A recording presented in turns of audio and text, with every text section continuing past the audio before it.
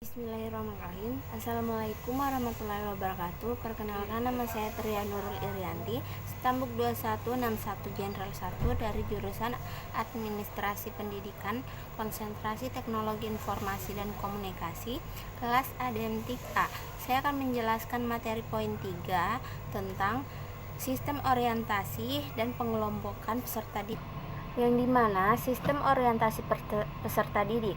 Pengertian orientasi peserta didik. Menurut tim dosen APUM tahun 2011 halaman 210, orientasi peserta didik atau siswa baru adalah kegiatan penerimaan siswa baru dengan mengenalkan situasi dan kondisi lembaga pendidikan atau sekolah tempat peserta didik menempuh kegiatan pendidikan. Ada beberapa istilah yang digunakan untuk memberi nama orientasi, kegiatan orientasi. Yang pertama MOS, masa orientasi siswa. Yang kedua MOPD, masa orientasi peserta didik. Yang ketiga POS, pekan orientasi siswa, dan lain-lain. Poin kedua, alasan dan batasan orientasi peserta didik. Alasan diadakannya orientasi peserta didik di sekolah adalah agar peserta didik siap menghadapi kondisi dan situasi yang baru. Bagaimanapun juga, kondisi dan situasi sekolah yang baru akan berbeda dengan kondisi dan situasi sekolah yang lama. Orientasi peserta didik diharapkan dapat menghantarkan peserta didik pada suasana baru yang berbeda dengan sebelumnya. Dengan demikian, peserta didik akan sadar bahwa lingkungan baru di mana ia akan memasukinya membutuhkan pikiran, tenaga, dan waktu yang relatif lebih banyak dibandingkan dengan lingkungan sekolah sebelumnya. Tujuan dan fungsi orientasi peserta didik. Tujuan orientasi peserta didik baru menurut Ali Imron pada tahun 2012 halaman 74 adalah yang pertama, agar peserta didik mengenal lebih dekat mengenai diri mereka sendiri di tengah-tengah lingkungan barunya. Yang kedua, agar peserta didik mengenal lingkungan sekolah, baik lingkungan fisiknya maupun lingkungan sosialnya. Yang ketiga, pengenalan lingkungan sekolah demikian sangat penting bagi peserta didik dalam hubungannya dengan yang pertama, pemanfaatan semaksimal mungkin terhadap layanan yang dapat diberikan oleh sekolah. Yang kedua, sosialisasi diri dan pengembangan diri secara optimal. Ali Imran menyatakan tujuan fungsi orientasi peserta didik adalah sebagai berikut. Yang pertama, bagi peserta didik, orientasi peserta didik berfungsi sebagai yang pertama, wahana untuk menyatakan dirinya dalam konteks keseluruhan lingkungan sosialnya. Di wahana ini, peserta didik dapat menunjukkan inilah saya kepada teman sebayanya. Yang kedua, wahana untuk mengenal siapa lingkungan sebenarnya atau lingkungan barunya sehingga dapat dijadikan sebagai pedoman dan menentukan sikap. Yang kedua, bagi personalia sekolah dan tenaga kependidikan, dengan mengetahui siapa peserta didik barunya akan dapat dijadikan sebagai titik tolak dan memberikan layanan-layanan yang mereka butuhkan. Yang ketiga, bagi peserta didik senior, dengan adanya orientasi ini akan mengetahui lebih dalam mengenai peserta didik penerusnya di sekolah tersebut. Poin selanjutnya, pekan orientasi peserta didik. Pekan orientasi didik baru adalah kelanjutan dari orientasi hari-hari pertama untuk masuk sekolah. Adapun lingkungan sekolah yang diperkenalkan secara rinci tersebut adalah peraturan dan tata tertib sekolah, guru dan personalia sekolah, perpustakaan sekolah, laboratorium sekolah, bimbingan dan konseling sekolah, bengkel sekolah, kafetaria sekolah, layanan kesehatan sekolah, layanan asrama sekolah, orientasi program sekolah, cara belajar yang efektif dan efisien di sekolah, dan organisasi peserta didik. Poin selanjutnya yaitu penutupan orientasi peserta didik. Pekan orientasi peserta didik biasanya diakhiri dengan pertandingan berbagai macam cabang olahraga. Pertandingan dimaksudkan sekaligus mencari bibit-bibit unggul olahragawan di sekolah tersebut. Setelah pertandingan seolahragawan dilaksanakan, umumnya dilanjutkan dengan kerja bakti atau bakti sosial. Di akhir pekan orientasi peserta didik, terutama malam harinya, umumnya diadakan penutupan pekan orientasi peserta didik. Pada saat acara penutupan demikian, diadakan kegiatan student show, pertunjukan peserta didik. Maksud diadakan student show demikian adalah yang pertama, mengenal bakat terpendam peserta didik di bidang olahraga dan seni. Yang kedua, maksud pengenalan atas bakat terpendam tersebut adalah dalam rangka mengambil langkah-langkah pembinaan. Yang ketiga, sebagai salah satu sarana hiburan yang bersifat edukatif. B. Pengelompokan peserta didik. Pengertian, tujuan, dan fungsi. Menurut Imron tahun 2015 halaman 97, pengelompokan atau grouping adalah pengelompokan peserta didik berdasarkan karakteristiknya. Penggolongan peserta didik berkarakteristik demikian perlu digolongkan agar mereka berada dalam kondisi yang sama. Adanya kondisi yang sama ini bisa memudahkan pemberian layanan yang sama. Oleh karena itu, pengelompokan ini lazim juga dikenal dengan istilah pengklasifikasian. Adanya pengelompokan peserta didik berdasarkan karakteristik tersebut. Tujuan dari adanya pengelompokan atau grouping adalah untuk menjalankan dan melaksanakan kegiatan-kegiatan di sekolah seperti kegiatan proses belajar mengajar dengan lancar dan tertib, sehingga dapat mencapai tujuan-tujuan pendidikan yang telah direncanakan. Tujuan lain yaitu membantu meningkatkan perkembangan kemampuan peserta didik, baik perkembangan peserta didik yang cepat maupun lambat, agar peserta didik tidak saling mengganggu antara peserta didik yang berkembang cepat dengan peserta didik yang berkembang lambat.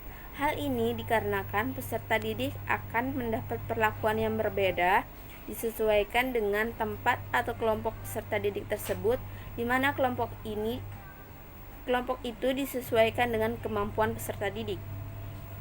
Dengan adanya pengelompokan, peserta didik akan mudah dikenali sebab tidak jarang dari peserta didik di dalam kelas berada dalam keadaan heterogen dan bukannya homogen. Adapun alat ukur yang lazim dipergunakan untuk membedakan peserta didik antara lain adalah tes. Dalam hal ini, banyak tes yang dapat dipergunakan untuk membedakan kemampuan peserta didik.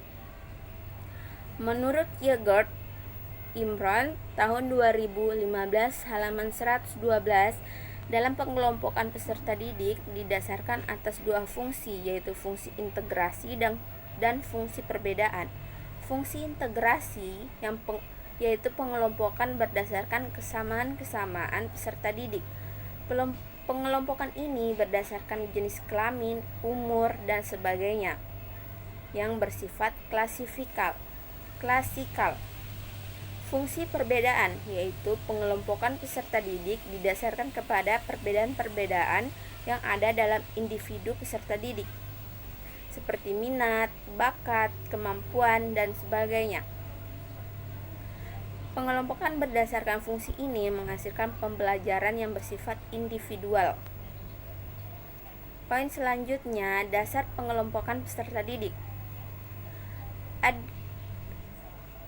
Soetopo tahun 1982 mengemukakan dasar pengelompokan peserta didik. Yang pertama, prinsip grouping adalah pengelompokan peserta didik yang didasarkan atas kesukaan memilih teman. Pengelompokan jenis ini menimbulkan kecenderungan menjadikan peserta didik yang pandai dengan yang pandai dan peserta didik yang kurang pandai dengan anak yang kurang pandai juga. Yang kedua, achievement grouping adalah pengelompokan yang didasarkan atas prestasi peserta didik. Yang ketiga, aptitude grouping adalah pengelompokan peserta didik yang didasarkan atas kemampuan dan bakat. Yang keempat, attention or interest grouping adalah pengelompokan yang didasarkan atas minat peserta didik. Yang kelima, intelligent grouping, pengelompokan yang didasarkan atas hasil tes kecerdasan dan inteligensi. Poin selanjutnya, teknik-teknik pengelompokan peserta didik. Teknik-teknik pengelompokan peserta didik dapat didasarkan pada 3 aspek, yaitu yang pertama berdasar kemampuan. Kemampuan siswa dalam setiap pelajaran tidak sama. Bisa saja siswa yang kuat di bahasa ternyata lemah di matematika. Poin kedua, pengelompokan kemampuan siswa dapat berubah sewaktu-waktu dan berubah-ubah untuk setiap mata pelajaran, bahkan untuk suatu konsep tertentu. Akan mudah bagi seorang guru apabila siswa yang memiliki kemampuan yang sama duduk di meja yang sama.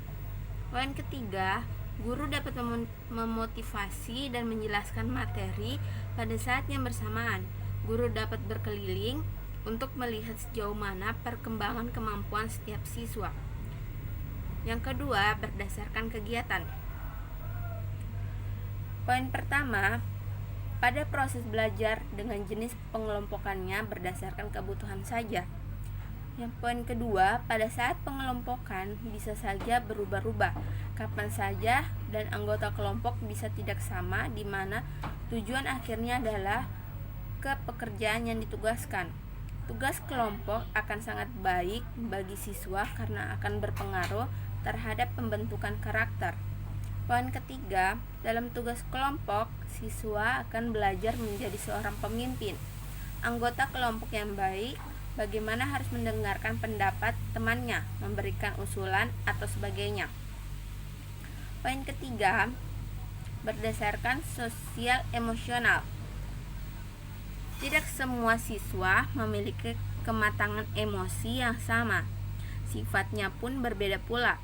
Untuk membantu sosial emosional siswa, guru dapat mengelompokkan mereka dengan melihat karakter yang ada. Misalnya, untuk siswa yang pemalu dapat dikelompokkan dengan siswa yang berani agar termotivasi dalam mengekspresikan diri. Poin kedua, kegiatan yang diberikan dapat berupa kegiatan apa saja.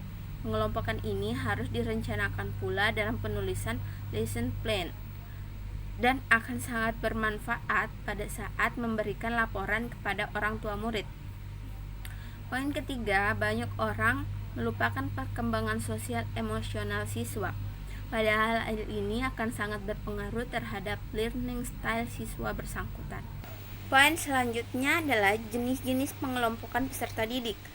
Mitchen mengemukakan 2 jenis pengelompokan peserta didik. Yang pertama ia namai dengan ability grouping, sedangkan yang kedua yang ia namai subgrouping wide in the class. Yang dimaksud ability grouping adalah pengelompokan berdasarkan kemampuan di dalam setting sekolah. Sedangkan subgrouping wide in the class adalah pengelompokan dalam setting kelas. Setting kelas dibagi lagi menjadi beberapa kelompok kecil. Terdapat beberapa macam kelompok kecil di dalam kelas, yaitu yang pertama, pengelompokan berdasarkan minat. Interest grouping adalah pengelompokan yang didasarkan atas minat peserta didik seperti minat pada pokok bahasan, kegiatan, topik atau tema tertentu. Yang kedua, pengelompokan berdasarkan kebutuhan khusus. Special need grouping adalah pengelompokan berdasarkan kebutuhan-kebutuhan khusus peserta didik. Maksudnya, peserta didik yang telah tergabung ke dalam kelompok-kelompok tertentu dapat membentuk kelompok baru untuk belajar keterampilan khusus. Yang ketiga, pengelompokan beregu. Team grouping adalah suatu kelompok yang terbentuk karena 2 atau lebih peserta didik yang ingin bekerja dan belajar secara bersama, memecahkan masalah-masalah khusus. Yang keempat, pengelompokan tutorial.